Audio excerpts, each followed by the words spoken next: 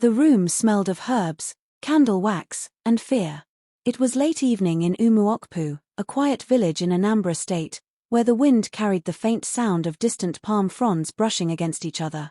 Inside a small mud-walled room, a woman lay weakly on a raffia mat. Her breathing was shallow, her once bright eyes clouded with exhaustion. Her name was Onioni, a hard-working widow known throughout the village for her kindness.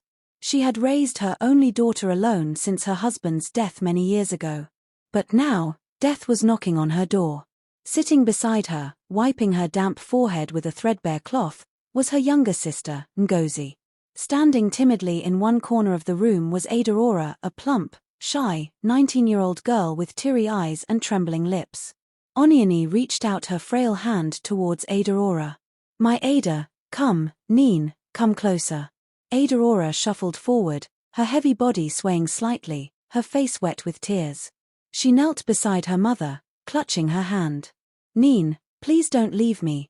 Please," Adaora sobbed, her voice cracking. Onioni coughed weakly, each sound like a knife cutting into the silence. Life is not fair, my child," she whispered. "But you must live. You must fight, no matter what."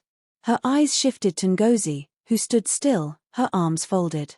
"Ngozi, Biko, promise me you will take care of my Ada. She is my only child. She is all I have. Treat her like your own, protect her, give her love." Ngozi's face was unreadable for a moment, but then she sighed and nodded. "I promise," she said quietly, though her tone lacked warmth. Adaora clung to her mother's hand. "Mama, don't go, please. I will work hard. I will make you proud." But Onioni's breathing grew slower. She smiled faintly at her daughter, tears rolling down her cheeks. "You already have, Ada, you already have." Then, with one last trembling breath, her hand went limp in Adaora's grasp. A sharp cry tore through the room, Adaora's cry deep, raw, and aching. She fell across her mother's lifeless body, sobbing as if her heart would burst.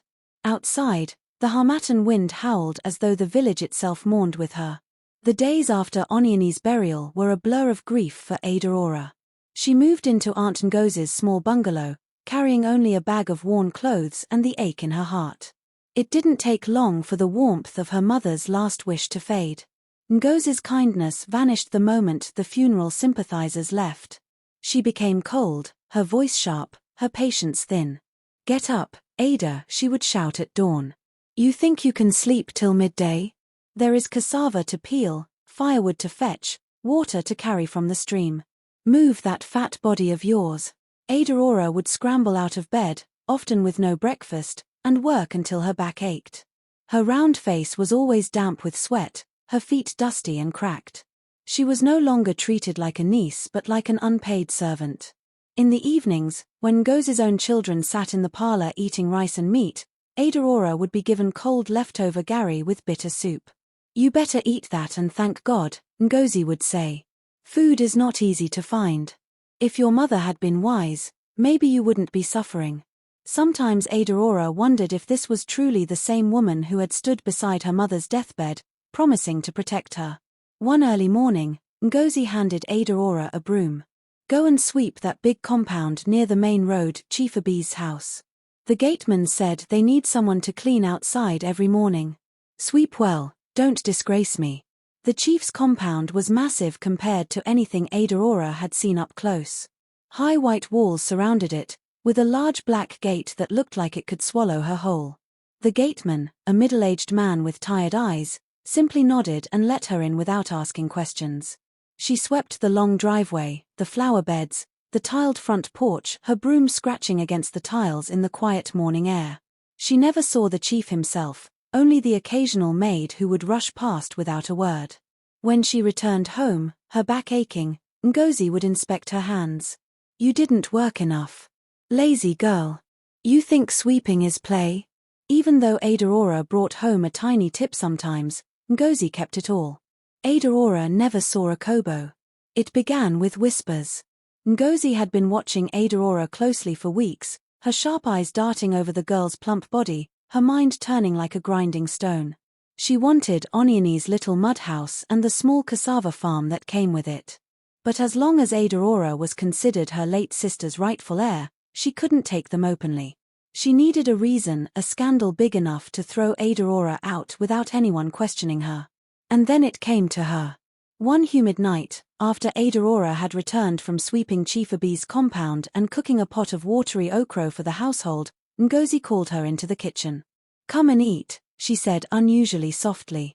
Adaora blinked in surprise. "Auntie, for me?" "Yes. You have worked hard. Sit down." She set a steaming plate of yam porridge on the table. Adaora's stomach rumbled.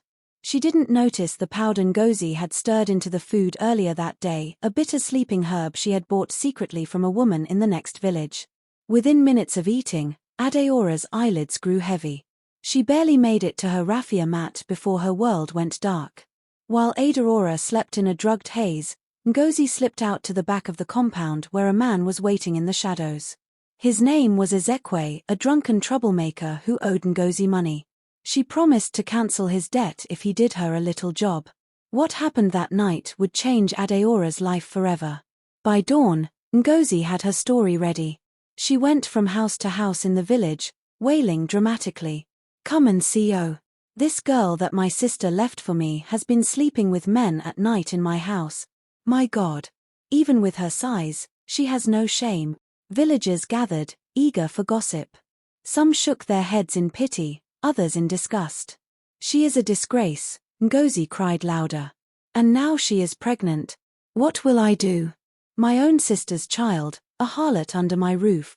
Adaora, still groggy and confused from the drug, stood in the doorway staring at the crowd. "Auntie, what are you saying? I don't understand." "Shut up," Ngozi screamed, pointing at her. "Prostitute. Shameless girl. Is it not pregnancy that is showing already? Pack your things and get out of my house. You will not bring shame to my family." The crowd murmured. Some believed Ngozi instantly.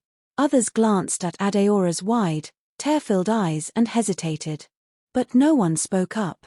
In the village, words from an elder's mouth could bury the truth. "Adaora," one old woman hissed, "we warned you to behave yourself." A group of children started chanting in mockery. "Ada the fat bell. Ada the fat bell." Adaora's lips trembled.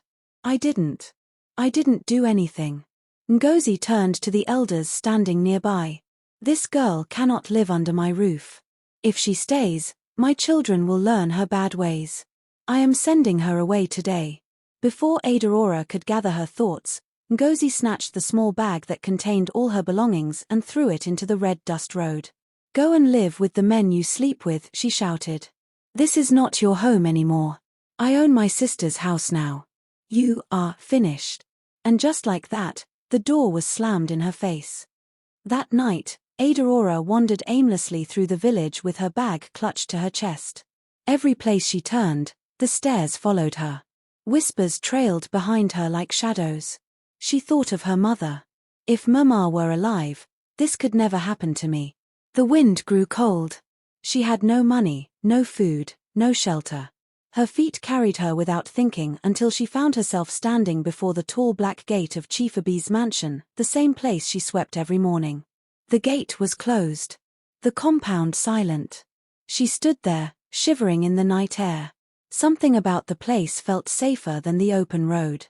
She slid down the wall, sitting on the bare ground. "I'll just rest here till morning, then maybe I'll find something to eat." She hugged her bag and closed her eyes, tears soaking her cheeks. The morning sun was just starting to stretch its fingers over the village when Adaora stirred. Something felt different. She sat up slowly and froze. A soft, warm blanket covered her body, smelling faintly of fresh soap. Beside her, on the ground, was a small stainless steel food flask. She opened it with trembling hands. Inside was hot jollof rice with pieces of fried fish. Her stomach growled loudly. She looked around, but the street was empty. No sign of who had left the blanket or the food. She ate quietly, tears slipping down her face. For the first time in days, her hunger eased. But in her mind, one question burned. Who is helping me? The days passed in the same pattern. Every night, she slept outside the gate. Every morning, She woke to find the blanket neatly spread over her and a flask of food beside her. Sometimes it was rice, sometimes yam and egg, sometimes beans and plantain. Always warm. Always fresh.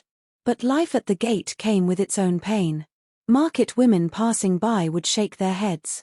See her, fat and lazy, depending on pity. If she wasn't busy chasing men, she wouldn't be here. Some young men laughed cruelly. Aha! Chief's new gate wife. But not everyone was cruel. A few women from nearby compounds would sometimes slip her a few slices of bread or a bottle of water. One old man once gave her roasted maize and muttered, "God will not forget you, my daughter." One hot afternoon, Ngozi came marching down the road, her wrapper tied tightly, her face twisted with disgust. She stopped at the gate where Aurora sat quietly. "So this is where you are hiding, you shameless pig," she sneered. "Sleeping in front of people's houses like a stray goat." "Auntie, please," Aurora began, but Ngozi cut her off. "Gateman, drive this witch away.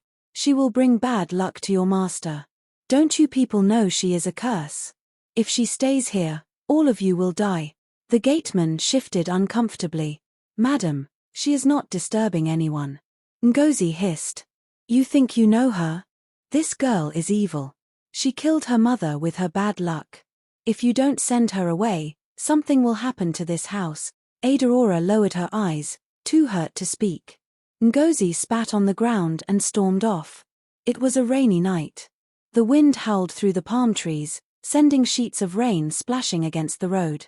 Aurora curled herself under the little shade by the gate, shivering in her wet clothes. Around midnight, she heard soft footsteps approaching. Her heart thudded. She squeezed her eyes shut, pretending to sleep.